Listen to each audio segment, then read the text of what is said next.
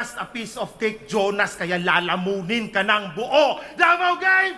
Isa pa, game! Ito'y laban ng Mindanao Heartthrob versus Michael Jackson ng Pinas. Isa kang malaking tanga. Feeling MJ itong banlag porque nagmo-moonwalk yung mata.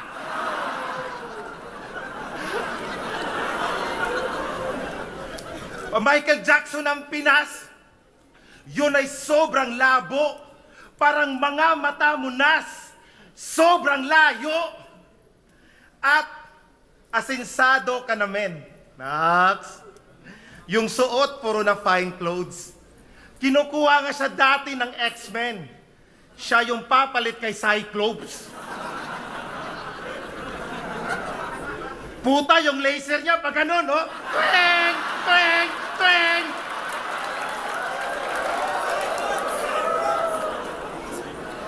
At kahit banlag tong si Jonas, hanga ako sa kanyang vision.